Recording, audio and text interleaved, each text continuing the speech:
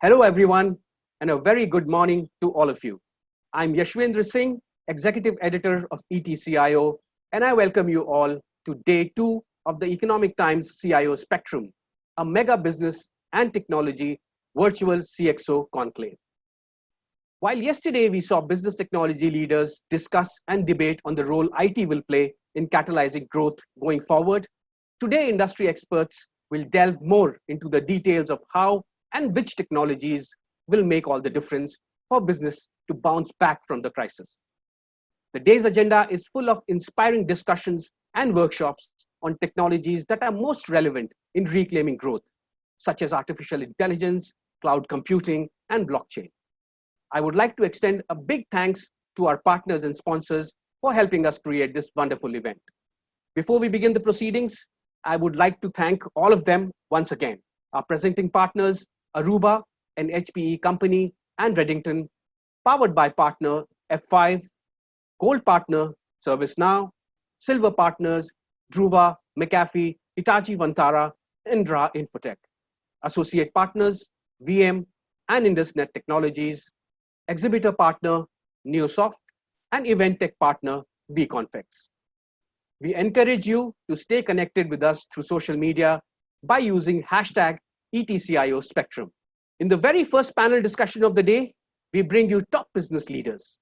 In this panel discussion, a cross-section of CEOs will share the top customer engagement questions enterprises are getting from clients and specific actions that they can take during this type of crisis. This session will be moderated by my colleague, Mr. Nabeel Khan, editor, ET Auto. All yours, Nabeel.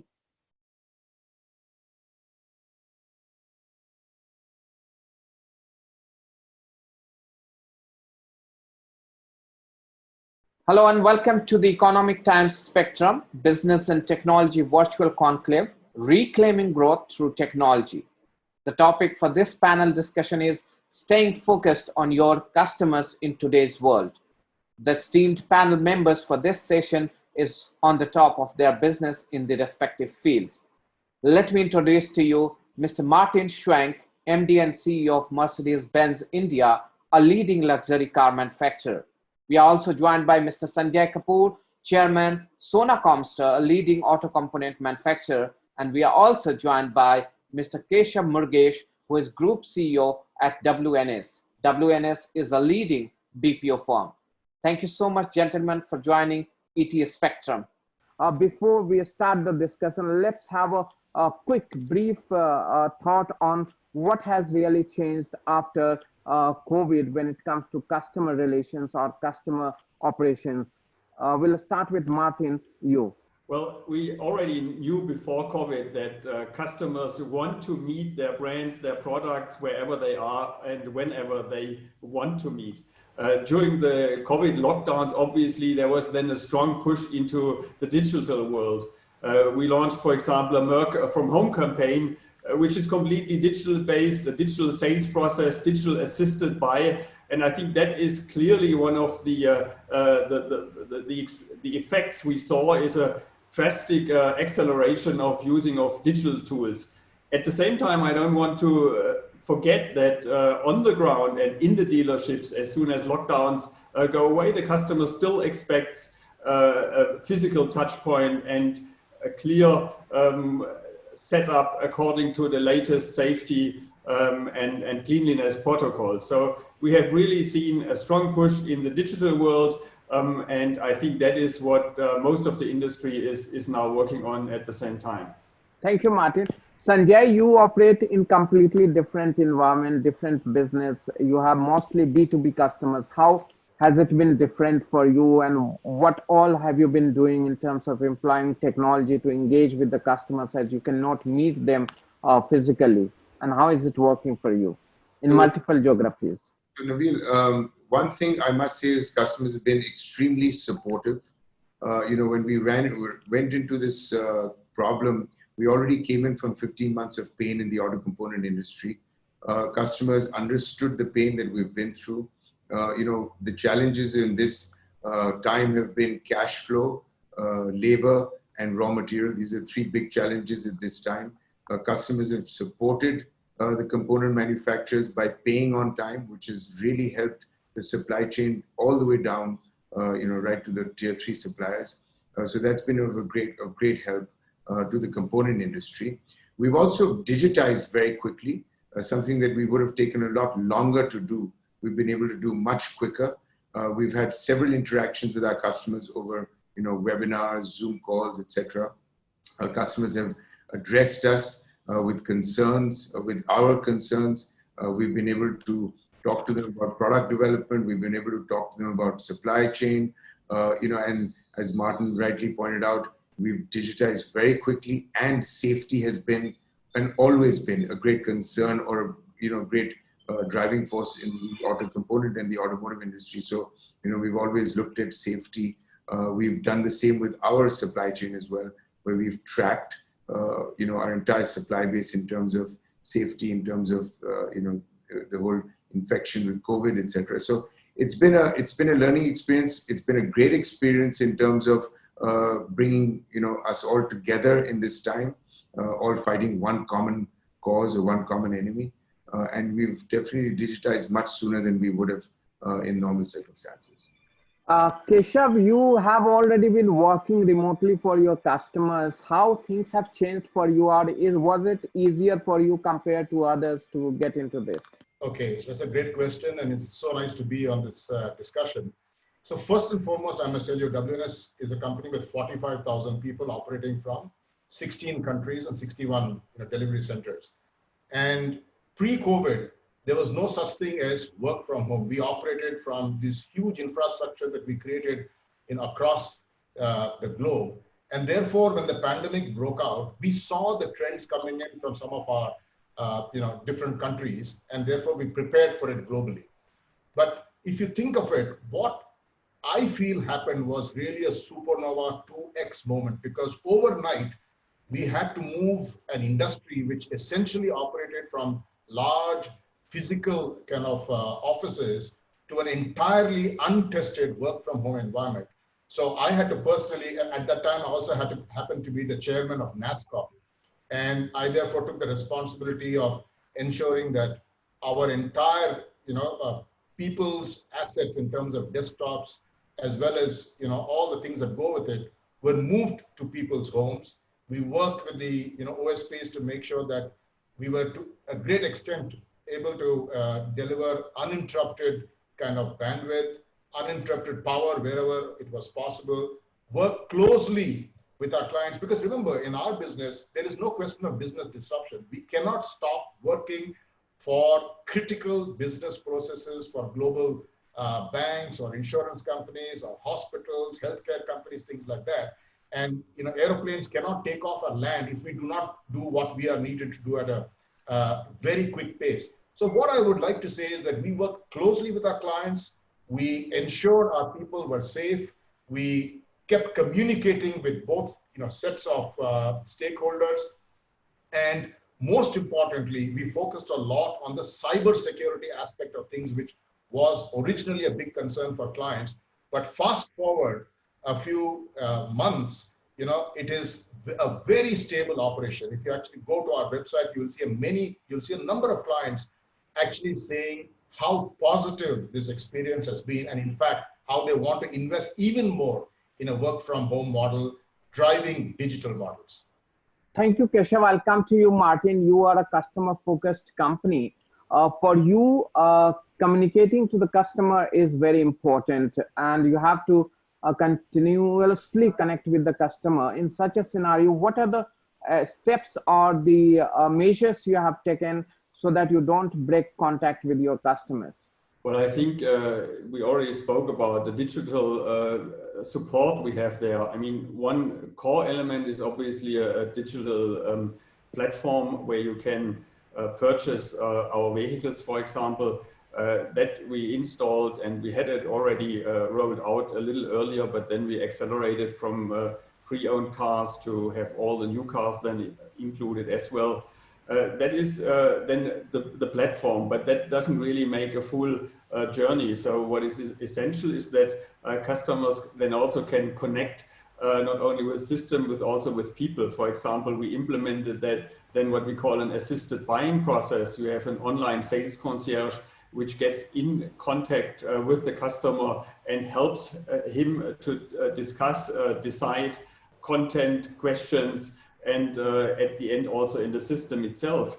So we think it is more when you want to address a customer than just providing a platform. You have to look into the entire journey, where and how to support the customer. And then when it comes to vehicles, you cannot stop digitally. You have to have test drive capabilities. You have to have physical handovers of vehicles at their homes. So there's a lot of things we did along this. But obviously we also work more in the analytics field. I mean, today you can, with data, do a lot of things. So we're trying also to reach out to our customers to find out what is their needs, what is their wants, how will they develop going forward, and we try to address that then also with more specific marketing campaigns and offerings to the actual liking of the customers. So there's multiple ways of doing that.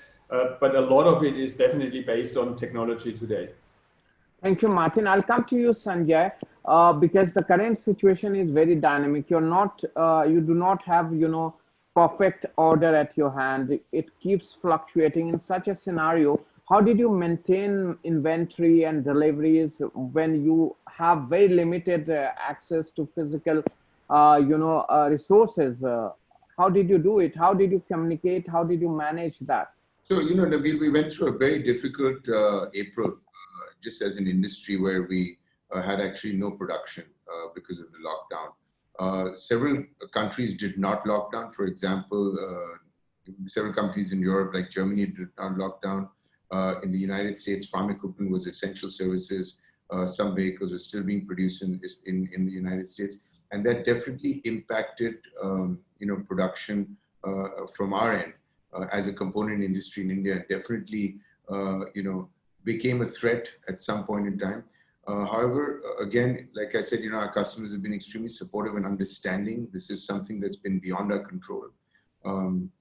We've implemented a lot of 4.0, which allows you to have flexibility in operations, and the whole notion of 4.0 is flexible in automation, and how do you ramp up and ramp down when you need to.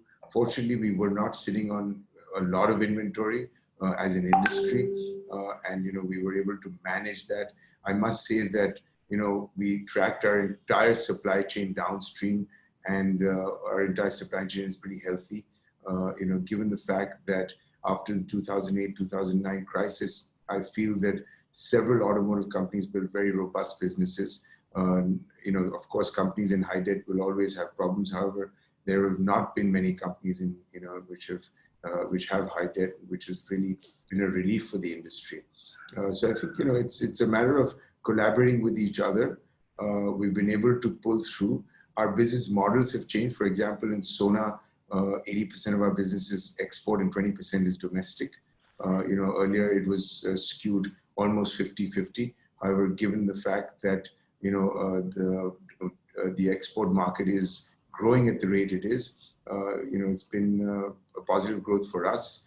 I also feel that the domestic market has come back much sooner than we thought it would.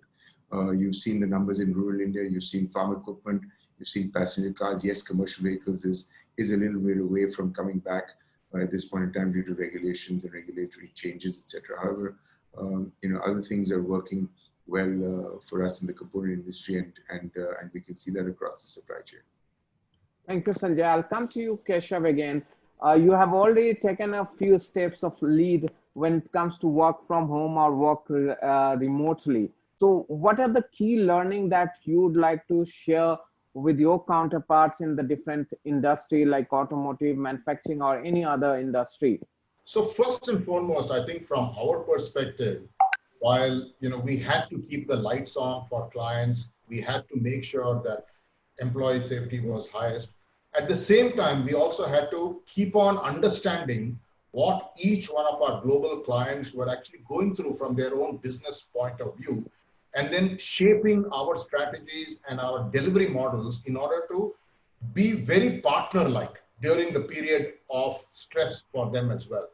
And for us, therefore, while we did all the physical part of moving desktops, laptops home, moving employees, making sure all of the other part, the infrastructure part was handled, we kept over communicating with our clients as well as our employees.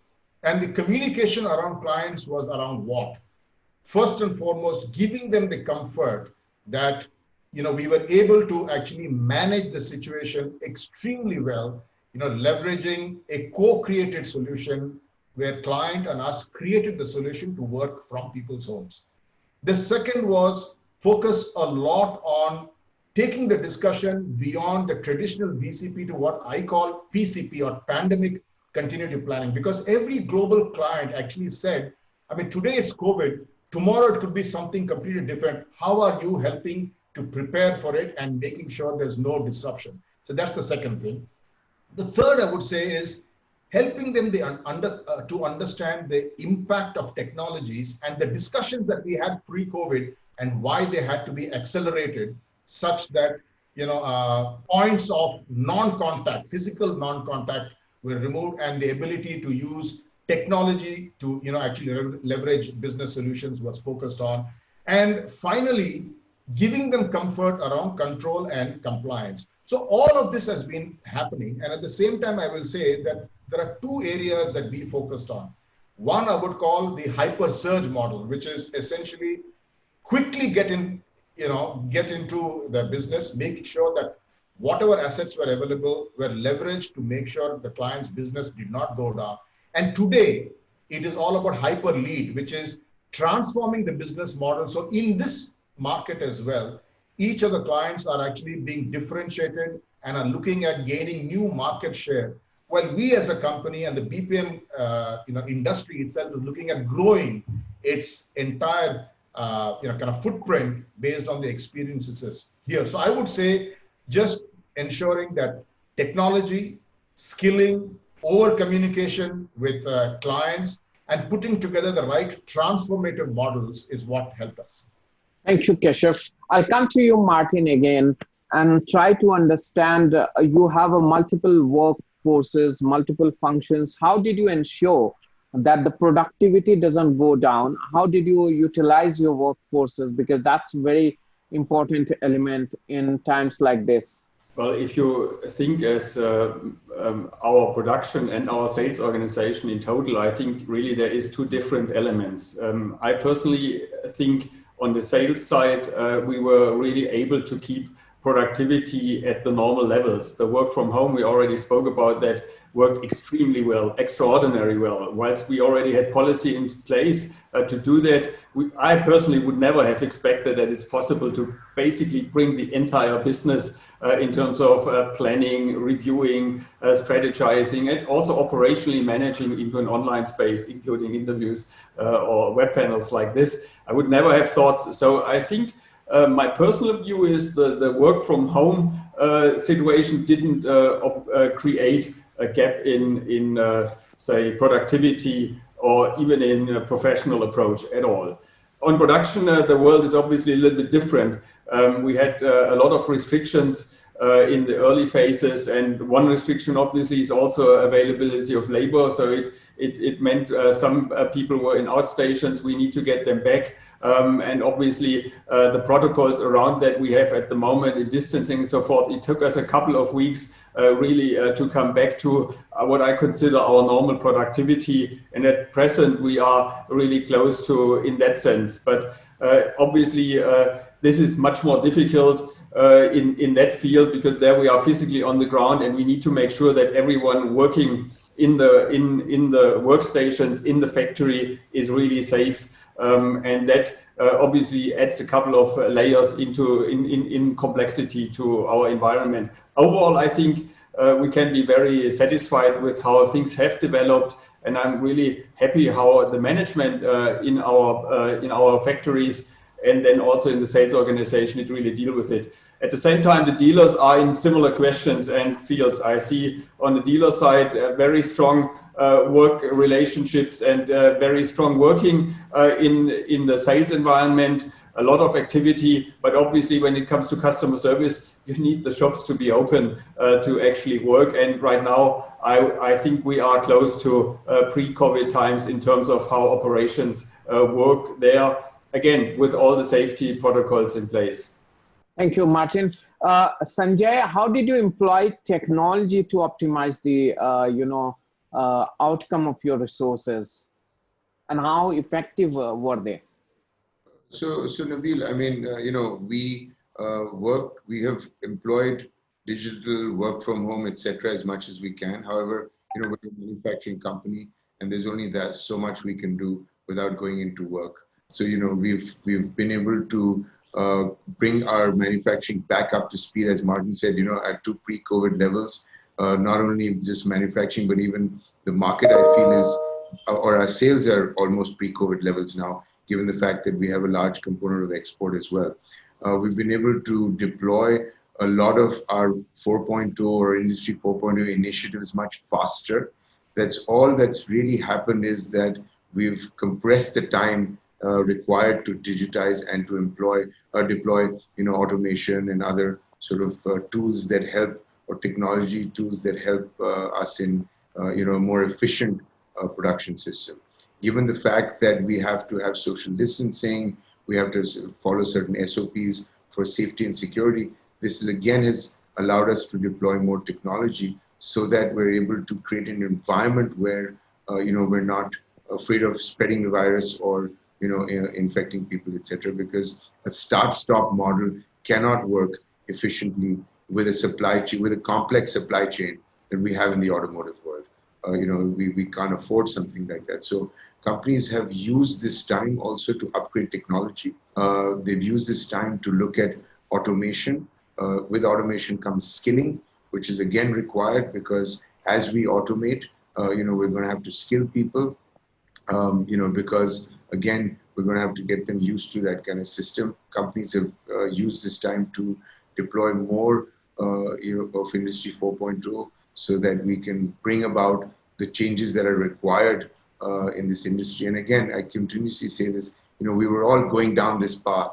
The automotive industry is a highly complex supply chain and is a very mature industry, and we were all going down this path. This has allowed us to compress the time and bring it together. So it's been an opportunity. Like they say, never waste a good crisis. And I think that's what we've been able to do.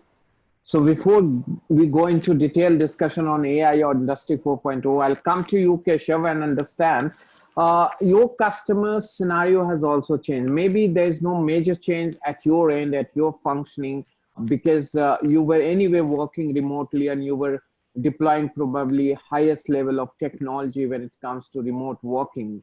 But at your customer level, there has been change, certainly. There has been change in terms of demands, and you have seen dynamism over there. So how are you, dealing with that kind of, VUCA kind of situation there? Sure. So I'll tell you, we service clients across 6 or 7 key verticals. And, if you look at airline and travel, we are probably the globe's biggest provider of services to that whole area. And 6 months into the crisis, that whole area is still very badly impacted from a demand point of view. But does it mean that these people don't need help? No, they actually need more help than ever during this point in time. I'll talk about some of the things that we're doing for that industry. At the same time, if you look at banking, financial services, and insurance, for example, insurance also continues to be very badly impacted. It's our largest vertical. But from a demand point of view, it continues to be badly impacted because fewer people are really driving cars at this point in time. Claims, therefore, have reduced. And therefore, the need to actually focus much more on the healthcare side of things has increased dramatically. Things will start coming back, but we're seeing it's a very slow comeback for certain industries, including the shipping and logistics industry, where we're actually seeing blank sailings at this point. Have you employed some kind of technology or method where you can predict where you need to put what kind of workforce and what kind of technology, or how do you handle certain sectors that you talked about? Yeah, so as a company, we have always invested very strongly in robotic technologies, analytics technologies, artificial intelligence, and machine learning kind of technologies. But you have to understand that from a client point of view, not every client is ready to move ahead with all of these discussions, right? Many move ahead, a few take a little longer. And COVID actually is one of the biggest opportunities for us to be able to push that mandate with every one of our clients. And there are many, kind of technologies that are being leveraged across the core verticals. So inside the company, there are, our own, anything that is strategic, we own the IP ourselves.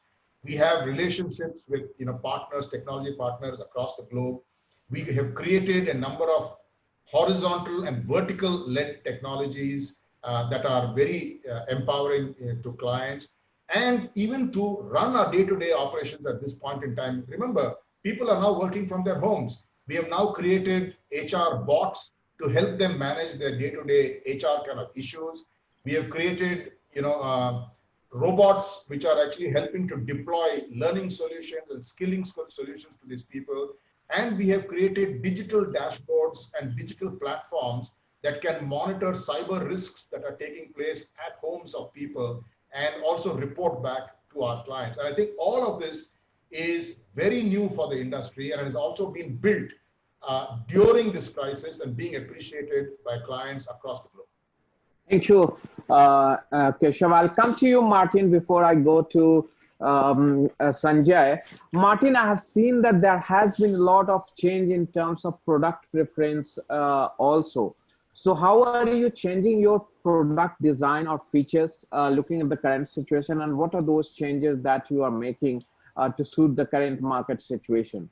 I mean, if you talk product, then for sure the first thing comes to mind is the connected car. I mean, already last year we had a lot of emphasis on rolling out what we call Mercedes Me Connect, the connectivity with the possibility for customers to interact directly with their vehicle. And I think one relatively interesting feature, and it shows the power of a connected vehicle, we were able to deploy over the air to all our connected cars with the MMC Connect modules that they can find that when you search for COVID testing facilities, you find that in your map now. So I tell that as an example how there is multi-channels which we can use to further develop in order to interact with customers and also to use technology. Connected vehicles, e-commerce and all of this together pushes then the digital world. Other than that, obviously our car says still a lot about design and new models, and we use the opportunity then also in this situation to launch our product portfolio and to keep and stay on track with new cars, because at the end what the customers want from us is beautifully engineered and high-tech vehicles, which we are constantly churning out. And just recently, for example, we launched our GLS SUV. So things like this will obviously help also to manage through the crisis and entice the customers to purchase vehicles. Martin will talk about the impact of virtual launches, product launches. Before that, I would like to bring in Sunjay here. Sunjay, you have been talking about AI and automation for a long time on the shop floor. How do you see digital manufacturing or smart manufacturing gaining strength amidst this COVID crisis? And what is your estimation in terms of manufacturing? How will it shift? How much investment do you see that is going to be made in smart manufacturing or digitalization of the manufacturing? So Nabeel, I mean, this goes back to, Industry 4.0. That's what smart manufacturing is. If I want to break it down in a very, very simple way, what we've been doing over years is Kaizen, which is continuous improvement. We're just going to digitize all that. That's really what it is. When we merge AI with smart manufacturing or with AI 4.0, to give you an example, if I've got testing at the end of my line, if I can teach or machine learning can teach the equipment to identify the problem, then that's, you've achieved AI as well as, brought Industry 4.0 into it. So to give you an example, we make gears and sometimes, a lot of the problems that occur on gears is a dent.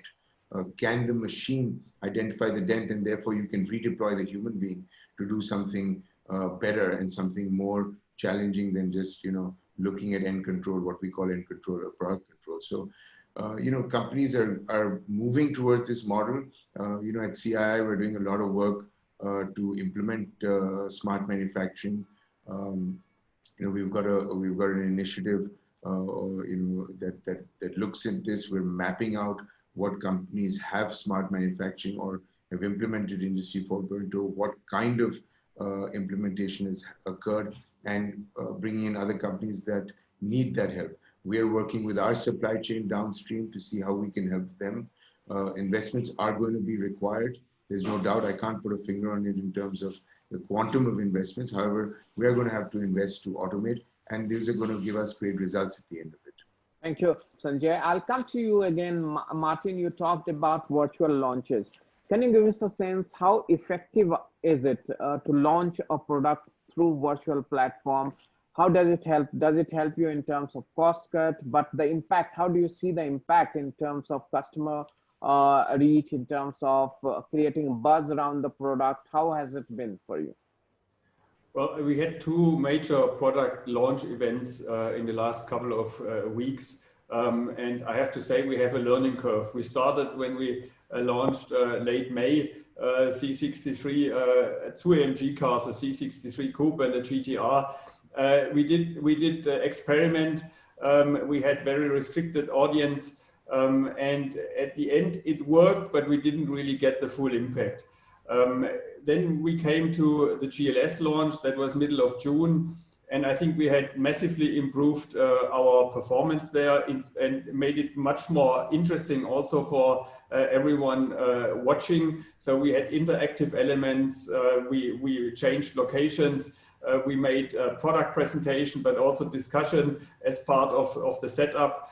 So I would think if it's possible to create something which is interesting, and there I'm talking now into two main groups who are interested. The one is the journalists, who would then pick up and communicate. So we need to make sure that the journalists get relevant information they need, that they have the information to tweet it, to post it. So we supply them additionally with background information so that they can in time also support the launch with what they see. At the other end, we have the general public who is interested, and we can really see this interest is picking up. I mean, obviously, when people spend a lot of time in front of their screens, they also are attuned to follow what's happening online.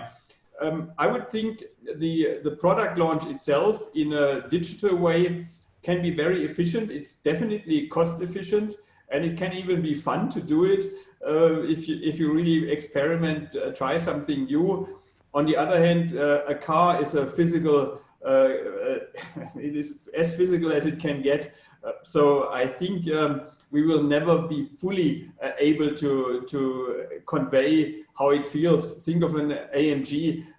We did obviously play the sound of the engine revving up, but that doesn't, that cannot replace, for example, journalists posing with the cars, looking at the cars, doing reviews on site when you have a physical launch, or if you think of drive events linked to launches.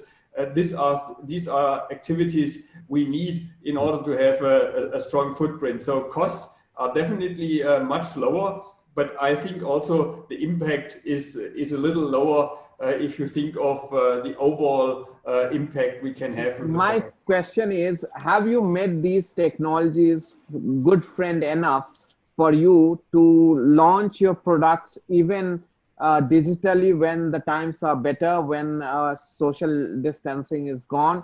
Do you think you can choose some of product at least to launch digitally, or probably a combination of digital and physical also? Do you think it can be? I think we will see something what you mentioned. A combination is probably very likely, because then you can try to have the benefits from both different angles. I mean, we have all seen, for example, also for journalists, how much time we can save by not traveling. I mean, and I would see also from an interest from a journalist point of view that they would also wish in future to have a digital channel they can connect. On the other hand, I'm also certain the physical presence, whenever feasible, will still be preferred for many of the journalists. And at the end, a launch is a lot about presenting it to the general public, but also to the press. So I think we will probably come to some intelligent mixes, which we already try here and there to mix online and offline experiences, and see how we do launch versus product and test drive experience and combine that in a way. So if you ask me, I think it will be a hybrid solution also going forward. And every product will be a little bit more digital, a little bit more physical, depending on what we see, how we get the best impact in the market. Thank you, Martin. Keshav, can you give us a sense? You operate in multiple sectors. After COVID, what percentage of workforce you expect to be working from home or remotely? What is your estimation, and which are the functions you think is easily, adaptable to this change, even when COVID is gone? Sure. So let me, explain how our business has got transformed and is transforming during this crisis. Martin spoke about the virtual sales model. Do you know that when we interact with clients who are on the insurance side or manufacturing side or retail or whatever, they want to interact physically with us. So quite often large teams of theirs actually fly across the pond and interact with us across different countries just to understand the scope of work and how we will deliver and stuff. What we did during COVID was to create a completely virtual platform where a prospect or a customer wanting to do more work with us can actually take the entire decision online virtually. The entire solution set, the interaction with the leadership team on my side, the entire transition plan is virtual.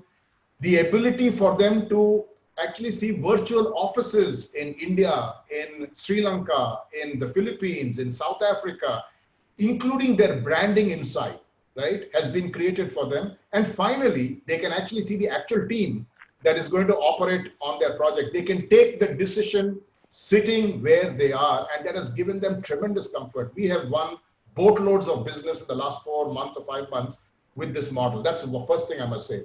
We also created new models which are completely tech-enabled and are transforming industry. So for example, insurance in a box is a new model that has been introduced in a very, very conservative insurance market.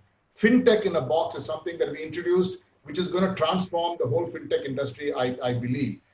Now, to your question, because of all that we have done, we are also saying that why do we need to have these physical models where all of us are sitting in the old offices? So the new models I'm defining as hub, spoke, and edge models. The hub will be the traditional offices. The edge will be work from home, and we'll also have satellite offices close to these people. It will play out over a period of time.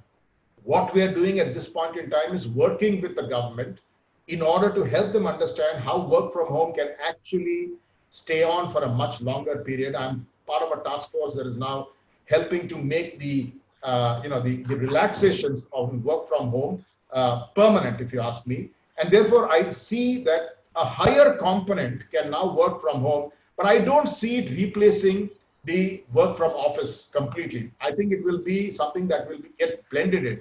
This other thing we have to do in India is work on the labor laws, because that's a very important component. If you want to work from home and blend it into what you're doing, labor laws must be changed. They must be enabled to have the gig economy kick in. You have to be allowed to have part-time employment. Personally, I think it's the biggest opportunity for us to take this model into tier 3, tier 4 locations, and more importantly, engage at least part of the 110 million women in India who have a secondary education degree, but who are not part of any workforce because they want part-time employment. So it's a very powerful potential model. I am extremely positive about how this is going to drive India's capability and growth prospects on the BPM side. I completely agree with you, Keshav. You have rightly put, bringing women folks into the working system and, democratizing it to the rural area also. Right now it is concentrated into urban, so we will have equal distribution of income also. That will be perfect for our economy also. And to talk about the transformation, we have also made huge transformation. We were doing physical conferences Now we are doing, virtual one. We have developed our own platform, vConfex, on which this show is also being broadcast live right now. So I'll come to you, Sanjay. Keshav talked about, hub to edge.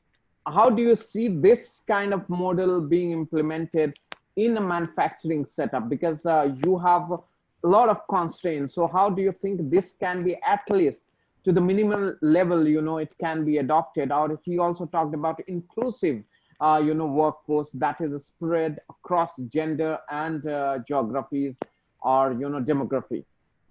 So I think, one thing Keshav said, which was very, very important, and which is something more to dwell upon, is the fact that we've had a lot of migrant labor go back to rural India. How can we bring jobs to rural India is going to be, something that's going to really create a lot of growth in India. So I think, that's the right step and the right approach, what Keshav talked about in terms of creating more jobs there. In terms of supply chain, we've obviously, employed a lot of labor that's local. We've been tracking the labor all across, all through the time that we were in COVID, even when we were not in production. We were tracking our labor very carefully to see who was infected, who was not infected, any sort of illnesses, etc., and how many people had left. Because, one, you've got migrant labor, but then you've got people who are actually don't live in and around where you work, and then they go back home and they haven't been allowed to come back, a lot of them. So, we've still got a lot of people who are out there who haven't been able to come back. So, this has changed the dynamics of how we operate, in general, in terms of how we manage people, how we operate. And, the fact that Keshav again talked about labor laws, etc., where we refer to ease of doing business. I think we need to look at ease of doing digital business, and not just ease of doing business, but cost of doing business. And, these are the things that are actually changing, and these changes are being brought about because of this pandemic, because of this crisis, and because of the way that we've been able to adapt to a newer environment and make the changes that we've been able to make. Martin, your customer base is also changing. Earlier, it used to be the tier 1 cities, but now your sales has been coming from tier 2 and tier 3 cities also. And your service, the cost of providing a traditional way of service centers has been very huge. So how do you think this time, crisis has shown you some ways where employing technology or coming up with a model which are low on cost, but you are able to deliver satisfactory services to your customer also? Well, I mean, if you look at what the customer wants, there is several elements. And I think what we work on is offering very suitable and competitive service packages, for example, in all markets. That is in the bigger cities and the smaller cities. I think what is very important for customers all along their transaction with us, or actually generally, is important to have a good level of transparency and a high level of convenience.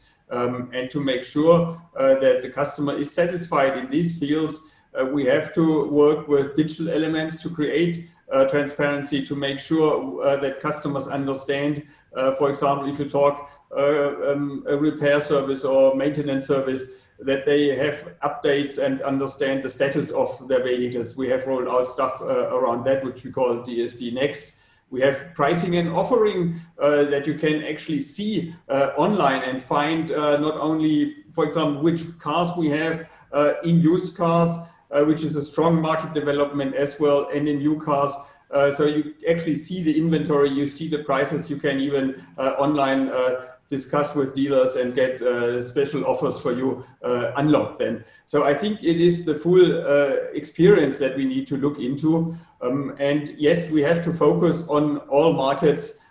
We see the smaller tier 2, tier 3 cities developing in higher growth rates. But at the same time, I should clearly say, if I think of our major metros, they are still in absolute numbers the far biggest. I mean, Delhi and Bombay together is around 40% of our sales numbers. And a little bit lower growth in these areas is still much more in absolute numbers than we would see in the tier 2, tier 3 markets. Really coming into efficiencies that we will work on in the entire network. That is something which needs to happen between the manufacturer and the dealers to work on fixed cost optimization, to be efficient, and then at the end also to offer the customers a very good offering at very suitable and acceptable pricing level. Martin, do you see going forward the size of your dealership becoming smaller? You have massive palatial, showrooms, but that tracks a lot of cost. Looking at the dealers' profit margin shrinking and the business environment also not so great when it comes to profitability, or you cannot demand the cost that you would want or the price for your product. So do we see this changing going forward from the automakers? I think it is important always in these times now specifically to be very clear about we need a profitable dealer network as such. And when sales come under pressure, the question is what can we do in optimizing? And we have already in the past supported dealers not only with financial measures, but at the same time we discussed with them footprint discussion. So in the one or other case, we have really looked into, does a showroom have to be that big as it is at the moment, or can it be used in a different way? For example, an example which I really like in Delhi, we have a very big showroom that we then made a little bit smaller, and we put two repair bays into that. So the customer now not can only see new cars, but they can see what we call express maintenance bays. So they can actually see the live action on the cars, and we could basically kill two birds with one stone. The general footprint of the dealership was not reduced, but we added additional productive and also additional revenue generating functions into the showroom itself with a glass wall in between. So I think that is solutions which we're looking at the end, creating cost efficiency, finding revenue potential for the dealers, and securing the profitability of the dealer network and the individual dealer itself. Thank you, Martin. Before we conclude this session, I'd just like to hear from all of you a brief, comment on how do you use the technology to transform your respective business. I'll start with Sunjay. Only a few words. So I think, I've talked about it throughout. Digital, we've gone digital, and I think this is going to continue. The more we can use technology in the shop floor, and the better bandwidth that we have, to use technology, the quicker we're going to be able to adapt or adopt newer technology. So I think, bandwidth is key. Going digital is key. Work from home has become a new normal, and automation. And I say this all the time, automation is going to happen, and we're going to see this across the supply chain. So we're going to have to brace ourselves for automation. And with that will come a lot of changes in skilling, in manpower, in managing efficiencies. Thank you. Sanjay, I'll come to you. Keshav, what's your final comment with few words? So Nabeel, for me, digital is being used to grow the market for our services. We were always very digitally savvy. Clients loved the way we talked to them about digital and introduced those services. And today, even 6 months after COVID came in, we have hardly 10% working in the office, 90% working from home. So clients now trust the model, trust us, want to grow with us because they understand we will lead them down digital models that they can't do on their own. Martin, your final take. Well, for me, technology has a lot to do with mindset. It means basically to focus on what the customer wants and use then and develop the tools that customers' need are met. And then obviously we need to use the technology to be efficient in our processes, to come to real-time decision making, to come to real-time information. I spoke about transparency and, for example, and convenience. So at the end, it becomes also a huge enabler for the entire auto industry. Thank you so much, gentlemen, for joining ET Spectrum and bringing life to this pertinent topic. And you have given really elaborate and insightful answers to all the questions. Thank you so much, Martin, Keshav, and Sanjay, for joining ET Spectrum. Please stay tuned to ET Spectrum. On the other side, you have much more exciting panels coming up. Thank you so much once again. Thank you. Thank you. Great to be here. Thank you, everybody, for that engaging session.